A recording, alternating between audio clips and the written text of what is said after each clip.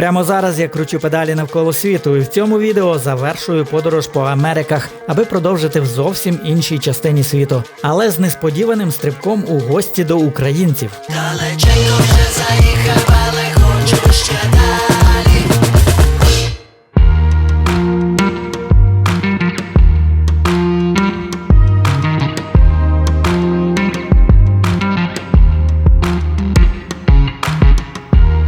Я насолоджуюся останніми днями в Мексиці. Переді мною ще кількасот кілометрів шляху, і майже кожен з них дарує бодай маленьке, але яскраве враження.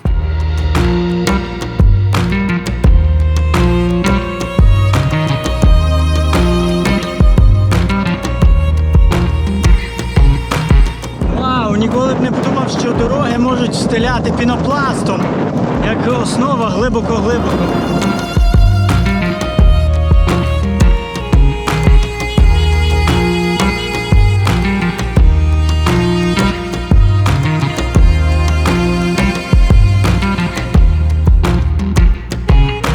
Довго шукав сьогодні ресторан, тому що сьогодні неділя, все зачинено, але натрапив на таке місце і виявилось, що це не ресторан, а церква, і вони годують тут людей при церкві.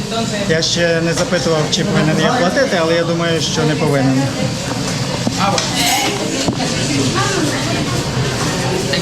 Muchas gracias.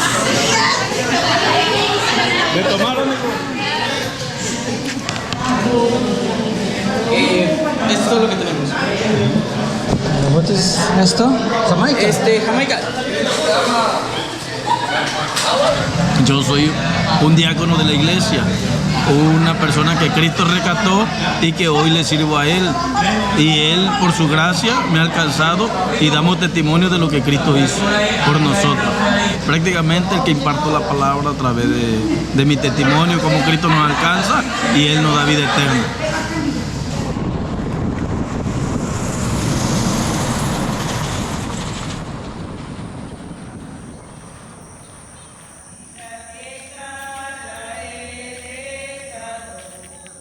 Іноді трапляються цікаві випадковості. От, наприклад, цього ж вечора в пошуку місця ночівлі я опиняюся у ще одній церкві.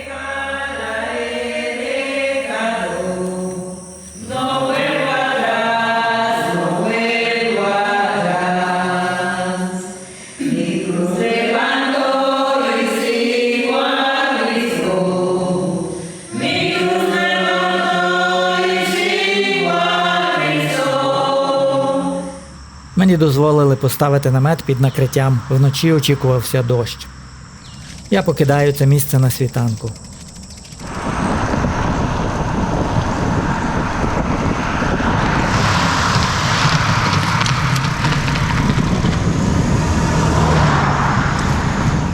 І було ще одне цікаве місце на моєму маршруті, яке я не хотів пропустити. І воно в цьому невеличкому і непримітному містечку, що, здається, нічим не відрізняється від сотень інших. Тут все ще триває святкування Дня мертвих. Hola. You are beautiful. Muy linda.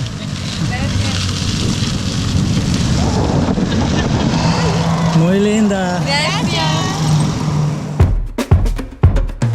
Але для любителів історії Ла-Вента є не просто ще одним провінційним містом. Що ж, земля Майя залишилась позаду, і тепер я прибув до краю Ольмеків, найстарішої, найдавнішої цивілізації в Мексиці і у всій Мезоамериці.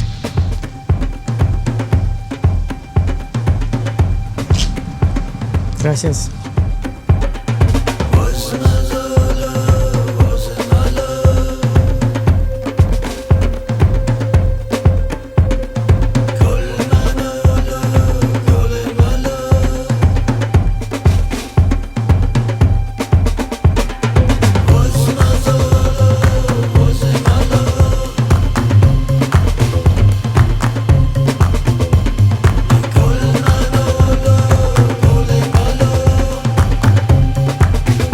Сюди я просто мав заїхати, хоча б зважаючи на той факт, що саме тут, в маленькому містечку Ла-Вента, розміщена найстаріша піраміда в усій Мезоамериці. А що таке Мезоамерика? Це регіон, де колись були утворені основні цивілізації Америки. Це центральної частини, тобто Мексики і інших країн. Такі як майя, ацтеки, тольтеки, ольмеки і ще там деякі. І ось вона переді мною височіє. Не розкопана, вона поросла травою, так як, в принципі, була тут протягом тисячоліть, тому що насправді їй близько 3000 років. Вона збудована не з каміння, як пізніші піраміди майя, ацтеків, а з глини, з ґрунту фактично. Тому що в цьому регіоні каміння не так вже й багато, тож древні ольмеки просто збирали цей болотистий ґрунт з долини річки їхньої, яка тут поруч. І збудували не лише цю піраміду, а й всі свої житла, храми, все, що вони збудували в Лавенті. Хоча насправді Лавента, як ви розумієте, це лише іспанська назва, оригінальна назва цього поселення невідома. А іспанці не дуже заморочувалися, як би назвати це місце, оскільки тут в той час, коли сюди прибули іспанці, місцеві племена займалися в основному продажем лісу, то, відповідно, іспанці взяли та й назвали продаж Лавента. Ось, бачите, фактично доводиться йти ось такими хащами, чагарниками. Піраміда, ось вона переді мною, вона вся заросла і навіть не видно, лише звичайний пагорб, здавалося. І там десь має бути стежка далі, по якій, по ідеї, можна буде вийти нагору. Висота цієї піраміди лише 33 метри, і в порівнянні з іншими пірамідами ацтеків, майя, це взагалі ніщо, але на той час, коли вона будувалась, це була найвища споруда в Мезоамериці. Кручу, кручу, кручу, кручу, кручу педалі. Друзі, ви ж не забули задонатити на збір для нашої армії, який я поширюю під кожним моїм відео. Молодці, йдемо далі. Ну, де ж та стежка? Щось її немає. Ага, ось сходи. Ну, давайте піднімемось на найдавнішу піраміду цього краю. Можна сказати, праматір усіх американських пірамід. Вау, сам цей факт в мені викликає просто неймовірно хвилююче відчуття.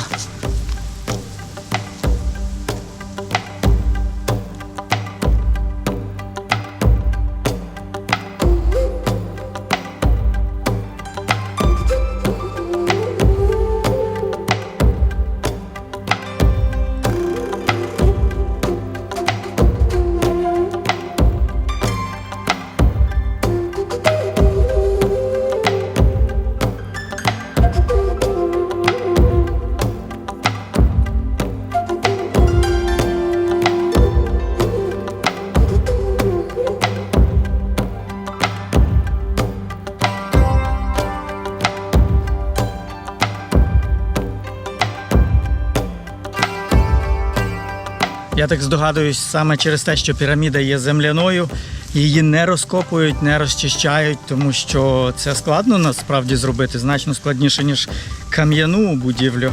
І ще й потім потрібно буде утримувати і захищати від зовнішнього впливу атмосферного.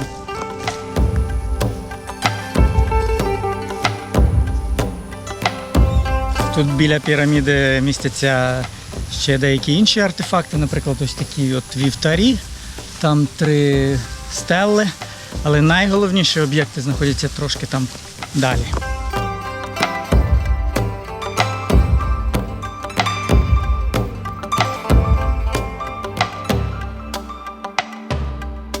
Ось вони, так звані колосальні голови ольмеків. Їхнє найбільше таке мистецьке, культурне, релігійне творіння. Хоча, я думаю, в той час це ніхто не називав ні мистецтвом, ні культурою, а все це було створено виключно в релігійному аспекті для поклоніння. Виготовлено з базальту, висота 2,41 і важить 24 тонни.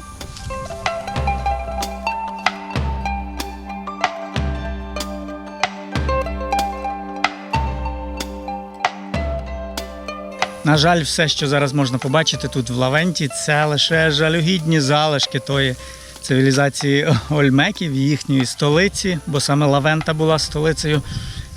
Тому що за всі ці тисячі років воно все було вкрите джунглями, все руйнувалося, а також потім прийшли мародери, порозтягували. Також потім музейна система країни порозвозила по різних музеях. Наприклад, і найближче місто Вілья Ермоса. І тут таке, лише одиниці залишились. От, наприклад, тут Акрополь колись був, але він встелений землею, зарослий, ось як бачите. І я впевнений, що там всередині вже майже нічого немає, тому що археологи все добули і все дослідили. Залишилось просто місце. Підемо трошки далі, там з іншого боку піраміди має бути ще якась голова.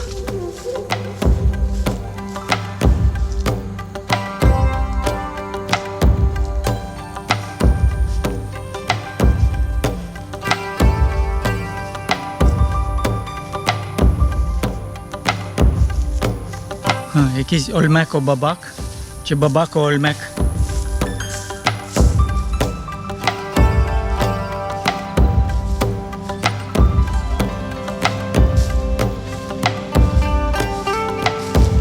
Цікаво, що ці колосальні голови, вони доводять також теорію про те, що Ольмеки були першими, хто використовував свиней у своїй кухні, тому що звідки ж пішло слово колосальні голови?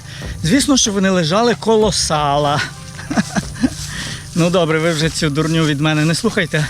Це моя власна теорія.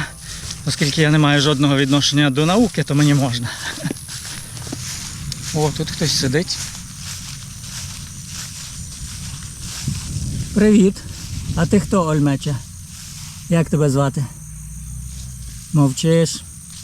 Вже зо 3000 років мовчиш. Розумію. Ну, бувай.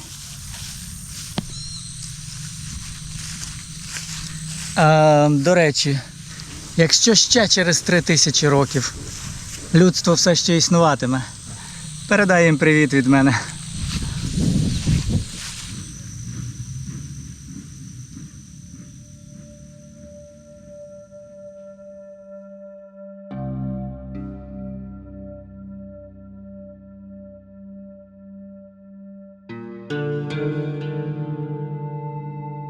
В таких місцях мене завжди охоплює відчуття неосяжності часу, його нескінченності.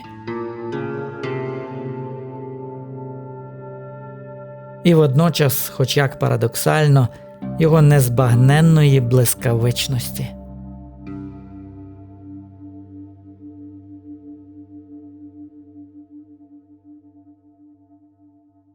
Далеченько вже заїхав, але хочу ще далі.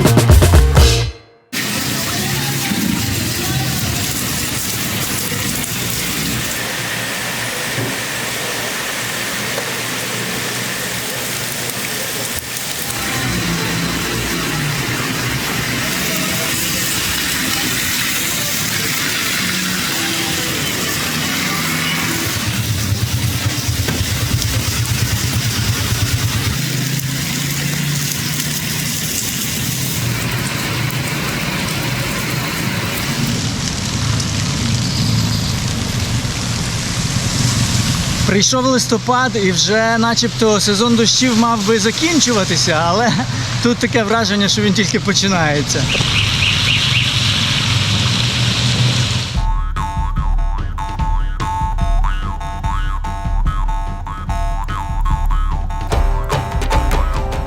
Коацакоалькос. 3 дні намагався вимовити цю назву.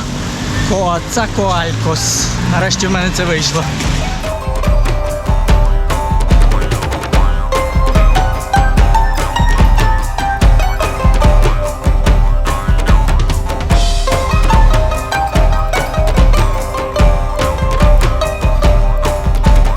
Цей готель є одним з дешевих в місті, але все ж таки $25 за цей номер.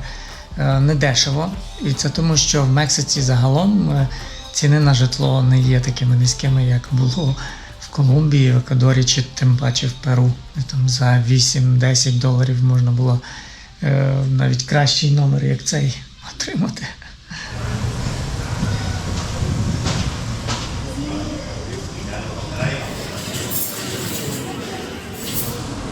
Muchas gracias. Мені подобається цей готель Колоніаль, і тут така атмосфера давності, столітньої, колоніальних часів, справді, я б сказав.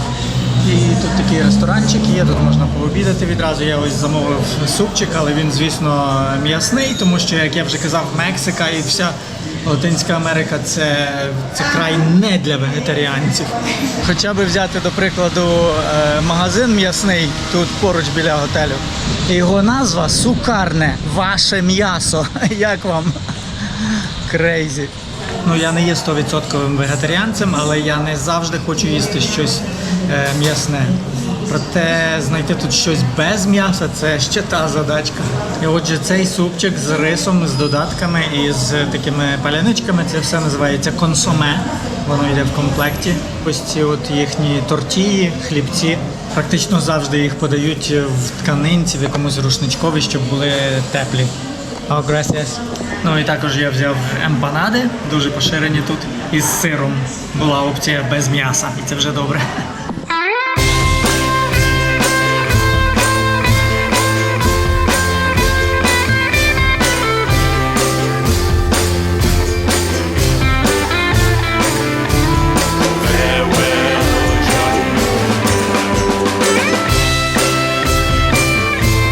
Останній відрізок по Мексиці я подолав у деякому поспіху, аби вчасно прибути до невеликого прибережного містечка на півдні країни. Тут я маю підготуватися до наступного зовсім іншого відрізку навколосвітки. І першим ділом для цього зробив огляд і оновлення мого коня. Що ж, друзі, дозвольте з легким хвилюванням у серці повідомити вам, що вже завтра почнеться абсолютно новий етап моєї подорожі. Я скажу «Чао, Мексико» і скажу «Чао, навіть вся Америко», тому що справді мій американський етап вже закінчується зараз. На це є кілька причин. Перша те, що в мене закінчується мексиканська віза. В мене була вона лише 30 днів, я не знаю, чому мені так мало дали, але вже як є. І далі в мене немає візи в USA. Та й, чесно кажучи, пізно вже трошки, тому що там зима насувається. А майну я краще знаєте куди? А в Океанію. На Фіджі. Це моє наступне місце призначення. Я вже маю квиток і завтра вилітаю. Час перетнути ще один океан, вже другий на моєму шляху – Тихий океан. І, до речі, лечу я з дуже цікавого такого аеропорту міжнародного, який знаходиться далеко від великих міст. Тут нема поруч взагалі ніякої такої великої цивілізації, але аеропорт, тим не менше, міжнародний. А це тому, що тут прибережна зона в Мексиці, вона туристична. Сюди приїжджають американці, європейці, дайвити, плавати, ходити в походи по горах. Тому саме тут побудували аеропорт, який орієнтований 100% на туристів. І тут є сполучення з багатьма країнами світу. Це аеропорт Уатулько називається. Тут дуже багато різних готелів, хостелів практично на кожному кроці. В одному із них я зупинився, знайшов коробку для велосипеда і сьогодні вже запакував. Що буде після Фіджі, поки що не можу сказати, тому що навіть для мене це зараз залишається ще таємницею. Але принаймні я знаю точно, що час перетнути океан вже настав. Кручу, кручу, кручу, кручу, кручу педалі.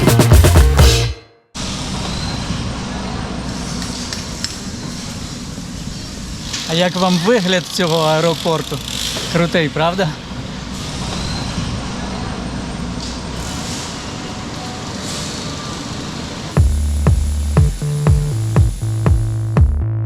І от я покидаю Мексику, проте мій шлях веде не відразу до Фіджі, маю пересадку аж у Ванкувері. Більш того, я проведу тут цілих 2 дні. Канада! Справжня Канада! Для мене це був контрастний стрибок в дещо іншу цивілізацію після майже року, проведеного в Латинській Америці. Вперше в моїй мандрівницькій практиці я зустрічаю ось таку систему, кіоски називається, тобто це електронна реєстрація. І фактично вам ніхто в паспорті не ставить фізичний штамп. Мені зараз не поставили, я вже пройшов контроль. І це круто насправді. Бо, наприклад, в кого така проблема, як в мене зараз існує, коли лишилось лише пару сторінок на всі візи і на штампи, які в мене ще попереду, то справді місце дуже-дуже важливо зберегти. І ця система просто виручає супер.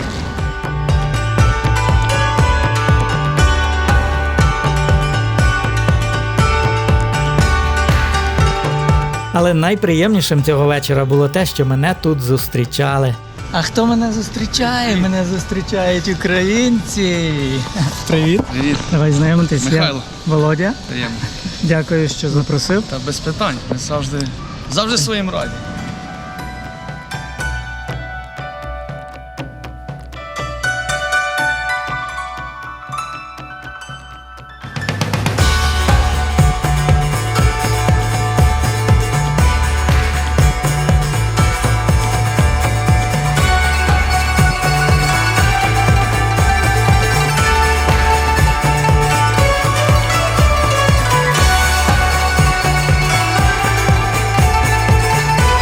Михайло, Альона і їхні двоє хлопців вже давно мешкають у Ванкувері у власному затишному будинку, і вони люб'язно запросили мене погостювати у них між перельотами. Це справжні роботящі українці, які в еміграції усього досягли працею і люблять свій новий дім. Росло таке дерево незрозуміле. Ми його зрізали і посадили наш український бузок. І пахнуть гарно, і вид буде гарний.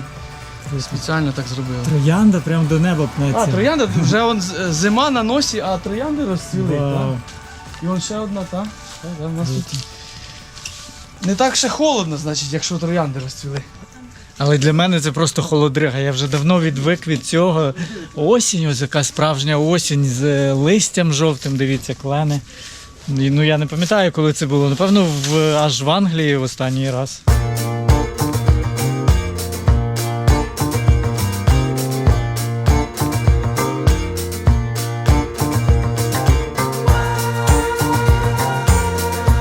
Забрали малят зі школи, ось це Максим, а оце знаєте хто? Це Марко.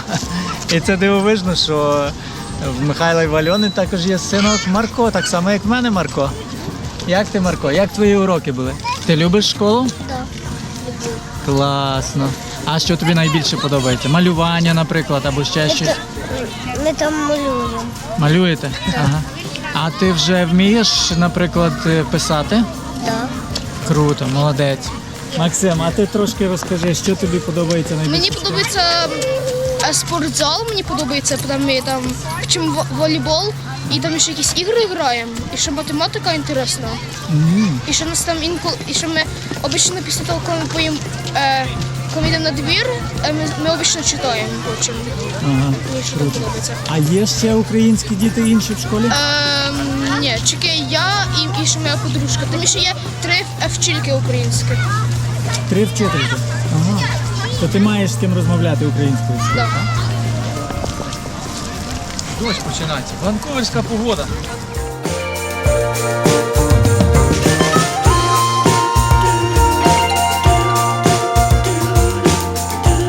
Потім Михайло допоміг мені знайти веломагазин, де я нарешті придбав нові покришки.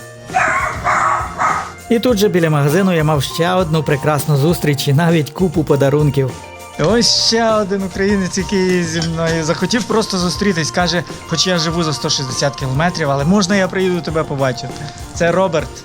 Як справи, Роберт? Добре, я тільки що купив книжку, я не знаю. Я її просто читав на рідній мові, а тобі я можу її просто подарувати на англійській. Ви подивіться, він цілу коробку мені чогось Це просто приготував. такі українські там, типу гречки, там щось Ва, таке. це фантастика. Так. Це, до речі, Михайло. Я в нього гостюю. Незважаючи на дощ, ми усі разом ще погуляли вечірнім Ванкувером.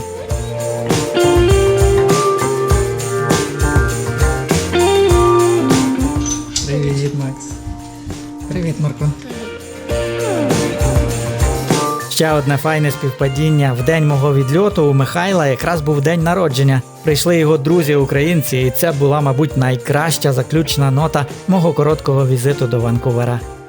А вже наступного ранку я занурюсь в зовсім інший світ у спекотних тропіках Океанії.